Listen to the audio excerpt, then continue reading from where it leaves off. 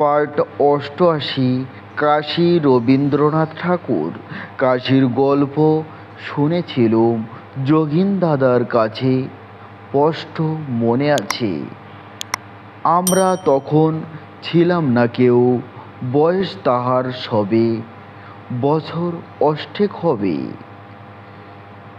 সঙ্গে ছিলেন খুড়ি, মোরব্বা বানাবার কাজে ছিল না তার জুড়ি।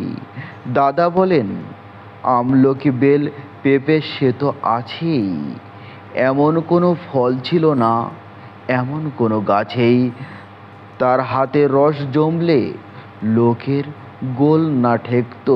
এটাই ফল হবে কি মেঠাই, রসিয়ে নিয়ে চালতা যদি মুখে দিতেন গুজি, মনে হতো বড় রকম রসগোল্লাই বুঝি।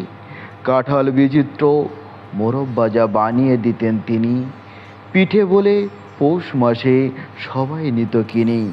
দাদা বলেন, মোরব্বাটা হয়তো মেছে মেছেই, কিন্তু মুখে দিতে যদি বলতে কাঁঠাল বিচি। মোরব্বাতে ব্যবসা গেল জমে, বেশ কিঞ্চিত টাকা জমলো ক্রমে। একদিন এক চোর এসেছে, তখন অনেক রাত, জানলা দিয়ে সাবধানে সে বাড়িয়ে দিল হাত। খুড়ি তখন চাটনি করতে তেল নিচ্ছেন মেপে, ধড়াস করে চোরের হাতে জানলা দিলেন চেপে।